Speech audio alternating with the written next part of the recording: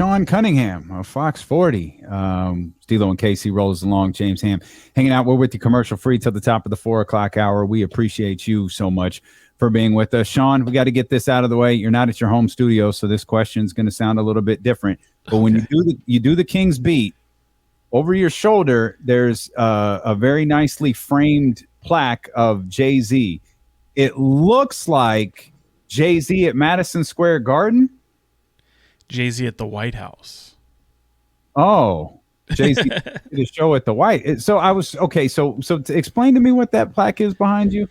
Yeah, I had I didn't go to the show. I'm a huge Jay-Z fan, and I have a very nice publicist friend who works with a lot of music and TV and book signings and stuff like that, and she caught wind, saw some of the stuff I posted when Jay-Z came to Sacramento. It was the second time I'd seen him. The first time I saw him was with Justin Timberlake, so she's like, I did this signing with Jay-Z, and he did a big appearance at the White House, I guess, and so I had this framed piece sent to me. She knew I was a fan, so that's awesome. It's really cool. No, I'm lucky to have a friend like that. I mean, it's pretty awesome.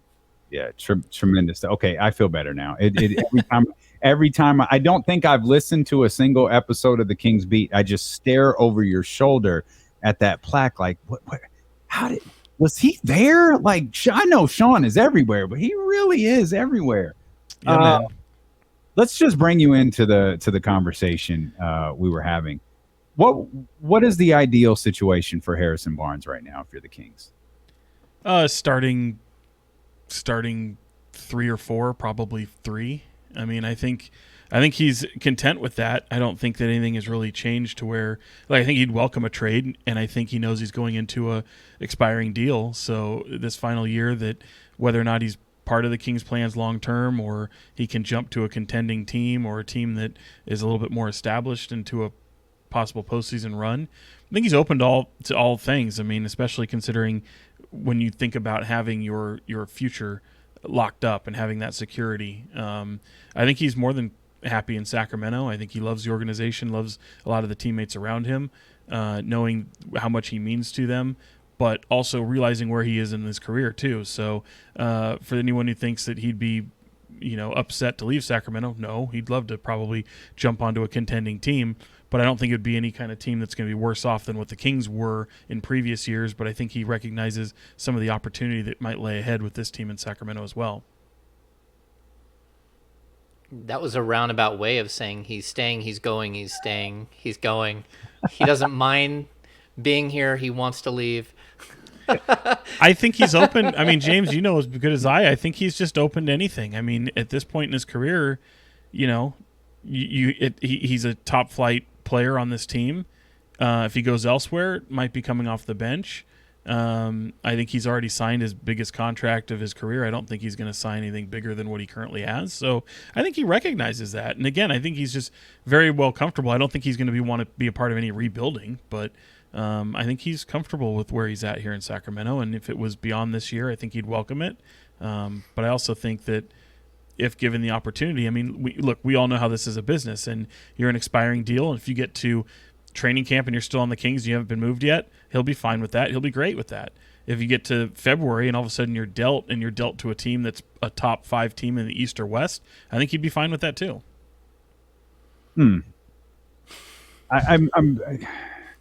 Harrison's like the least high maintenance person around, right? Like he's a pro, Sure. man. Yeah. I don't know if he's the least, because I once waited for a podcast with him where he was getting his nails done when we were in Portland. He was at getting his nails done, and Fox. We had Fox and Corey Brewer, and we were waiting for Barnes to show up. Senator Barnes, please, Senator Barnes. Senator Barnes. Oh, my bad. Sorry. You're literally not here because you're getting your nails done? Yep. Well, his nails got to be on point. I ain't even mad at him. I'd rather be in the salon than talk to us too. I mean, what the hell? I guess. Yeah. So I'm trying to figure out with what you just laid out right there. Would it be safe to say there haven't been discussions of an extension? No, I don't know about that. I think all options are open at this point, including obviously the trade market. I think it's very preliminary. I think you got plenty of time to kick the tires on extensions and things of that nature to even have those talks. But I think at this point where they are with the organization, I think seeing him almost on the way out as opposed to locking him up long term might be the leader in the clubhouse. But we as people learn throughout the process, this is a business, and the landscape of the NBA can change day by day. So I think the closer you get to training camp, all of a sudden some options could arise. It could be different than we live in a different world that we did just the other day, as the famous thing in draft day, the famous line in draft day. So I think either way, whether he's a part of the team long term or not, you just know that Harrison Barnes is a pro. So I wouldn't bet on him getting an extension, if that answers any of your questions, but certainly wouldn't surprise me, but I just wouldn't bet on it. Sean, you were in Vegas, I don't know, you spent a week, right? Yeah, a little over. Just the vibe around the team, does it feel any different, or is this like, I mean, people always ask this, but it always feels sort of the same once you've been there forever. But they have done some good things, and Keegan Murray did show out, and they did get the guys down there to sign their contracts, and you get to see Kevin Huerter after the trade and all that stuff. Just the overall vibe with this group. I think the vibe is strong, but I wouldn't say that that's different from any other year, at least in terms of what's around the team at Summer League, because again, Summer League doesn't really matter, and it's no one's won or lost yet, and you've got a lot of guys who are hungry for opportunities. I will say it was good to be in an environment like Summer League again this year, as opposed to what existed last year, and then of course stuff we had in the pandemic where there just wasn't a Summer League. Last year it was really strange because you didn't really have the NBA ascending upon Las Vegas like you did this year, and which you have, it just becomes like the hub for everything: free agency, trades, workouts, meetings, league meetings, all that kind of stuff. Last year was so much different. You didn't really have that that element. So to have your members of your team around your organization again and be excited, I think it was a welcome sight. I don't think it was necessarily different from what years previous.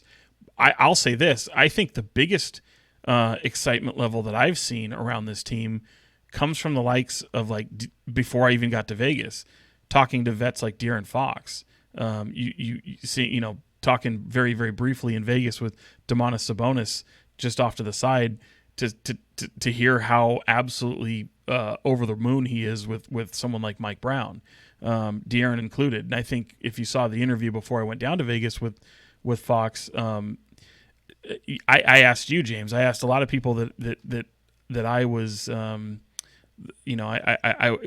know him a little bit, and just what they took away, because I was like, am I overreacting here? Like, is this dude more excited than I've ever seen him before about what lies ahead? And here he goes into his 6th NBA season, all here in Sacramento.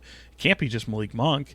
And it wasn't that he was just raving about his buddy Malik Monk. He's raving about the organization and Mike Brown and just and coaching staff that's around him, and just having that type of feel. So to me, that's incredibly encouraging. To be honest, you didn't really see a ton of guys in Vegas. I think that, you say you saw a few, a good number, but in years past, typically you'd get the whole team down there eventually at some point.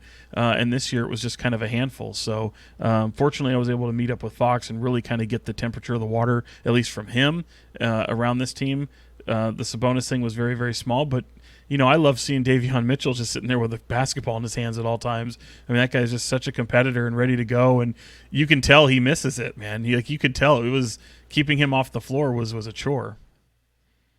We were talking about this a little bit ago. You use the word vibes, talking about vibes right there. It feels like, the Sacramento Kings won the Summer League last year, and they had the Summer League MVP in Davion Mitchell. This year, they don't win the Summer League.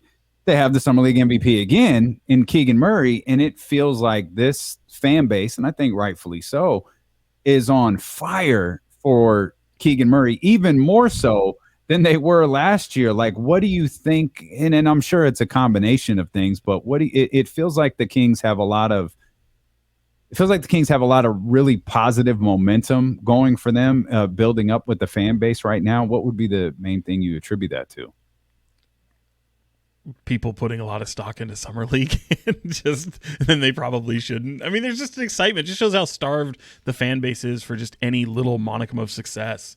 In summer league for the past 2 years, you're right, Damian. To your point, they didn't win the summer league, but did they? Like no one cares about the. I mean, the players do. Davion Mitchell's probably wondering why they brought out a ring this year and he can't get one for last year. And you had a lot of those, similar players on there, Ade Murky and Neemias Queta and things like that. I mean, these guys, DJ Stewart. I mean, they wanted to play for that ring. They were excited about it. So, but from a team for a fan standpoint, I mean, I would always kind of snicker at the fact that people really take a lot of stock into summer league, and they're probably more excited now than they were when they drafted Keegan Murray. I can understand that to a degree, but you shouldn't be. I mean, there's a reason they took him fourth. If you think that he was the best out of those 5 rookies that were taken 1 through 5, and Keegan stood head and shoulders and is the best rookie, well, then I'd say pump the brakes. But it's certainly a sample size where you look, and it's not just that. It was California Classic, and he's a little bit more familiar with his teammates after going 3-0 in San Francisco. So yeah, man, if that's what it takes for people to get excited, I mean, I understand it. That's what fans do. And to have an MVP, summer league means something different to Sacramento than it does in the likes of, successful markets like Golden State and the LA. Greatest July dynasty in history. Dynasty. I like. You could have just kept naming cities, just like it does in like Milwaukee or Los Angeles or New York or Chicago or Miami, Portland. What do you think the Knicks were doing last night? San Francisco. Like, do you think Knicks fans were like through the moon that they're able to compete for that? They're still under the belief they're going to get Donovan Mitchell, which they very well might. They very well might. I don't want to diminish that too much. They've got the haul that could absolutely wind up with them getting Donovan Mitchell. James, I'll throw this at Sean. We haven't talked much about this. What do you know about Chima Moneke? Who now? Chima Moneke? Chima Moneke? Did I get that wrong? Chima Moneke, yeah, from Australia, from UC Davis, the pride of UC Davis. He helped lead him into the tournament. I mean, he's a guy that was a lot of fun to cover during his time at UC Davis and what he meant to Jim Less's staff, and they had a lot of success there, man. Like he was very impressive, and he's only gotten better. Keeping up with him, a lot of local guys, like I try to do, was really rooting for him to have an opportunity for a summer league. But he's been able to play internationally, go from Australia to a few different places, and he's coming off his best year. And I got to meet up with him. These years start to blend together, so apologies. But when the Olympics were right before that, Team Nigeria, coached by Mike Brown, Jordi Fernandez, and even Luke Locke's on that team, if you think of Nigeria basketball, this was a story I did when I was at Channel 10, was you've got all these dudes that have a connection to Sacramento. Ike Iroegbu, Festus Ezeli, Chima Moneke was one of them. Chimezie Metu was another one of them. Gabe Vincent, who was born in Modesto, played in Stockton, famously part of Stockton Kings, now with the Miami Heat. I mean, Nigeria is a country of millions and millions of people, and here you have so many of these dudes that are just have this tie to the Sacramento area. So it was a lot of fun for me to go down, but they were based in Oakland, and be able to meet up with them and have a lot of access to them. And this is right on the heels, guys, of them taking down Team USA, where guys like KZ Akbala, who was a part of that team, and Chimezie Metu were but mainly Chima Moneke, and Gabe Vincent, who were really big in that game against the U.S. So they relied on Moneke a lot from a defensive standpoint. They love his athleticism, and I know a lot of guys who've had opportunities in the league, and they circle the NBA as still being their dream, but they get paid so well overseas that taking a flyer on a training camp deal or any kind of guaranteed contract to a certain extent, if you think of the Chimezie Metu deal just last year, and all of a sudden that just became guaranteed again, I think this a few weeks ago. But knowing that the money that these guys can make overseas, and it's just so hard to pass up. So here he is coming off a career year, and he's got a great opportunity with a lot of familiar faces around him. And yeah, it could be a lot of fun to see what he can bring, be it in Sacramento. Who knows what kind of shakes out, especially now where it seems like the league is in this holding pattern, ready to see what possibly happens with Kevin Durant, what happens with Kyrie Irving, if anything. Maybe they just go back to Brooklyn and life goes on.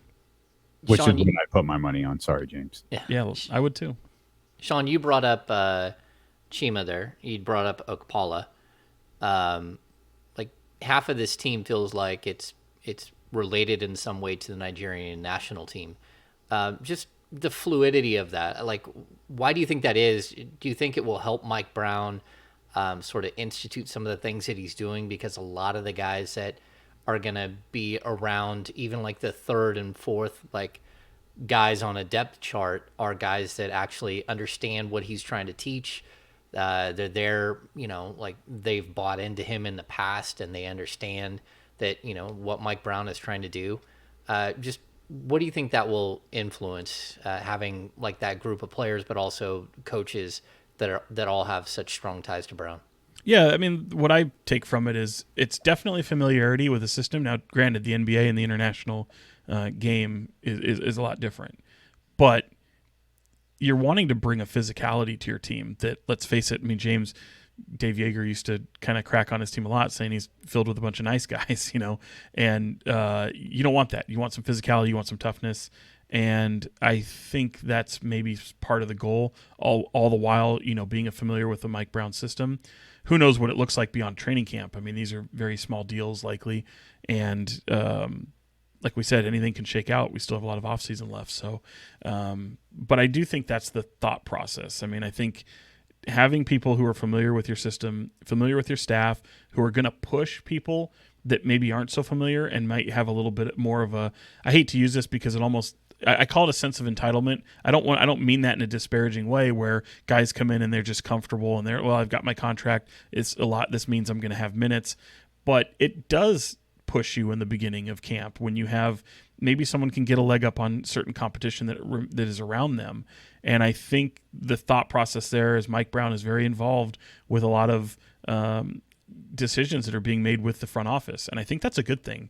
Remember going back to that press conference where Mike Brown was talking about having that continuity, and he laid out those levels, it was almost kind of corny, if you will, almost a PowerPoint presentation of what he was, looking to have success in an organization and how everything has to be on the same page.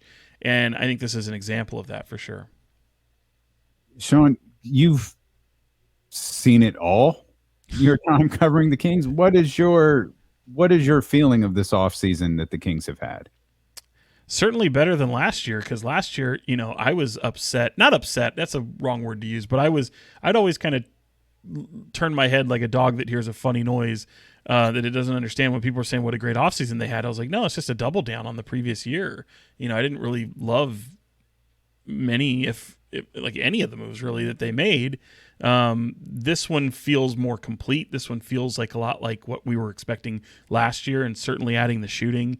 You're checking off those boxes that you've identified as really big needs on this team. Playmaking, defense, shooting. I think you're not done. And I if I'm a fan of this team and listening to what Monty McNair was saying down in Vegas, I mean, he might as well have worn a T-shirt up at that press conference that said, "We are not done," across the chest of it, because he kept drumming that beat right there. So I'm encouraged by that. I don't love the team, but I love it a lot more than what I saw from last year. And certainly if Keegan Murray can be this type of player that you've seen in Summer League, and I do say if, because I caution people not to think that Summer League translates to NBA basketball by any means, but certainly I think when we were kicking around draft prospects, this shouldn't have surprised anybody. Like, Keegan Murray is exactly who you thought he would be. The only thing that surprised me, and I think I mentioned it to James on the podcast just the other day, was, Damian, they talk about guys, how you reach a certain part in the season, maybe it's a year from now, maybe it's 2 years from now, where the game kind of slows down, and maybe it's just his demeanor, but it appears to me that for the most part the game is already at that level where things are just very fluid. He almost has to be, strongly encouraged by the likes of Doug Christie, as he said, to be more assertive on the offensive end. I love hearing that, because even guys, when we saw him have really awful shooting night, or a night where he's turning the ball over, and that's really to be expected in Summer League, especially because you're playing with a bunch of guys you don't know. Guys, to see his impact in the game, to be able to impact a game while having those little struggles and still be like a positive, and I'm not even talking about plus minus, because as James knows, I hate plus minus, but I'm talking about just a positive impact in the game. That's one of the biggest things that I think can translate to the NBA and to regular games when you have vets around, and his confidence. Like I keep sounding like a broken record, man. Like I'm not saying he reminds me in any part of his game as Tim Duncan, but after talking to enough people and even bringing it up to him, like I've covered Tim Duncan when he'd come to town as a visiting player, and you would see him on the floor, and I even joked, like, even when he has a play he doesn't agree with and the eyes just get all wide, he's not griping at the officials. I mean, the guy just has like this quiet demeanor. He doesn't get too high, doesn't get too low. We might have seen him beat his chest after a dunk the other day. The guy's just such a pro, and he looks like he's beyond his years. But I don't think there's anything surprising there. Like from what he did from a shooting standpoint, defense standpoint, even advancing the ball, trying to be a playmaker, trying to be a good teammate. Those are all things we saw at Iowa, just maybe with a little bit more of a spotlight on him. So I don't really see much that surprised me, other than maybe just the demeanor and really kind of feeling like he's got such a great feel for the game. Yeah, Sean, while you were talking, the Kings officially announced they signed Chimo Meki. There it is. Oh, Neki. There we go. I don't think it was. Again, I think it's the ease in which he did everything, as far as Keegan, that was surprising. It was like it all looked simple, and he didn't try too hard. He didn't force anything. There were a game or two where he turned the ball over too many times. But it was that everything that he did felt like it was something he would do in a regular NBA game. There was no like extreme, like, oh, look at that, he's stepping out and he's doing something we haven't seen before. Did it surprise you just like how quickly he acclimated to, even though it is just Summer League, but how quickly he acclimated to being like a number one option and a guy calling for the ball, and a guy who just didn't look like he was ready to make any mistakes or step out of his norm? No, I don't think it was surprising. It was pleasing because, especially for a guy who can be so, I don't want to say passive, but try to be a good teammate. Like you saw in a game before where I think I said this in the podcast, James, where I've heard people talk about how, and this isn't really a positive, some thought it was a negative, some thought it was a positive, where they're like, he'll let the game come to him.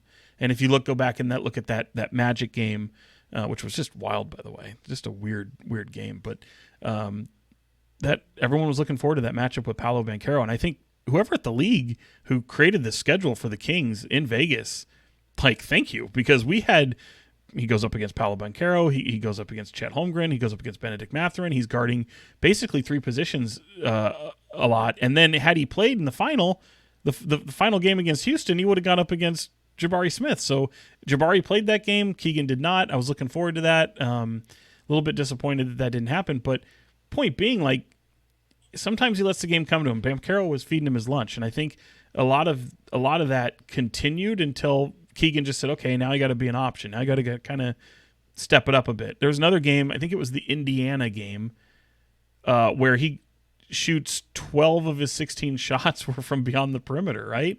I don't think we want to see that. So, there's a feeling out process a bit, but sometimes like he became a little too passive and a little bit too much of the good teammate, as opposed to just taking over the game as he should. I mean, there's, as Jordy Fernandez mentioned, the whole goal of Summer League was to get Keegan right, to make sure Keegan felt like he belongs. That was like primary objective. And I think that totally, they were able to accomplish that.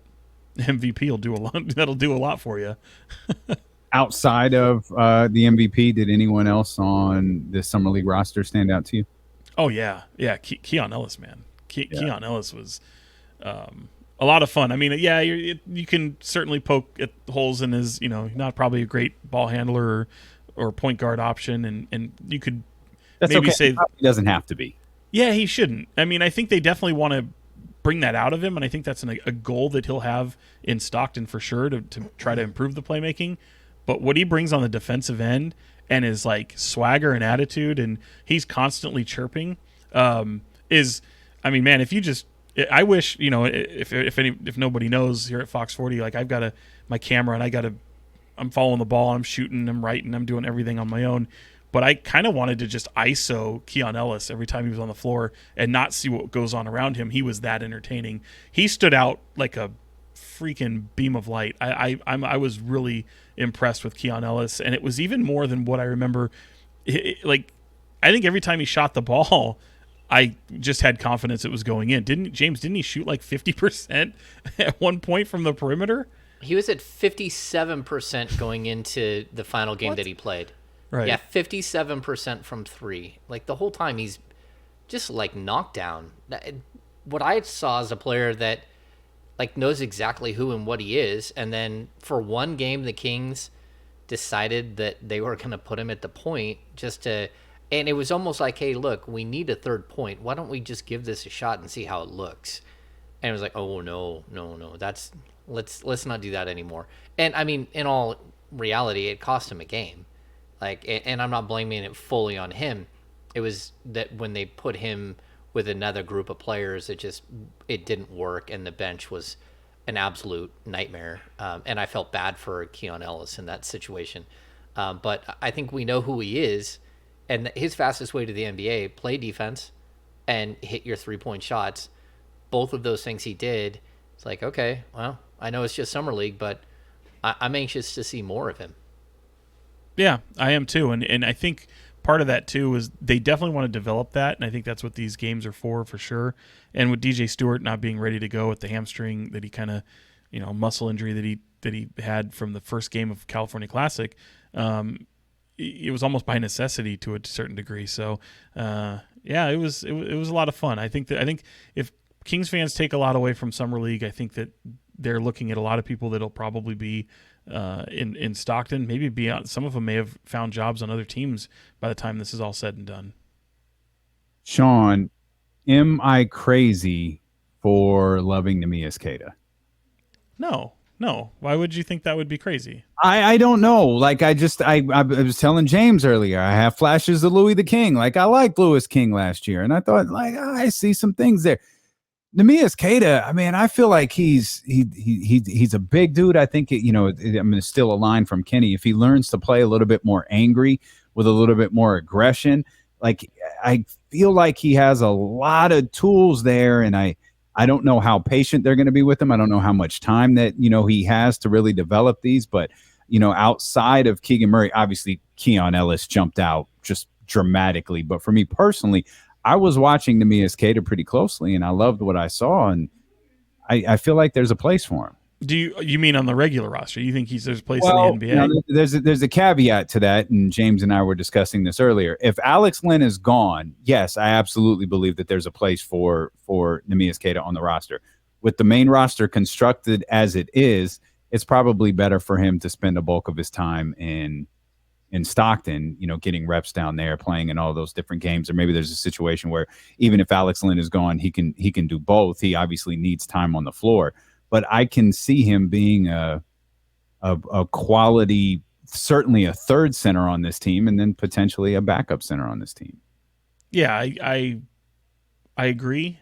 I don't know if it's next year. I do believe that he's on that right path. Like he's checking boxes, and I think he needed to have a solid summer league. I think he did, especially considering how kind of wonky it was to start in San Francisco.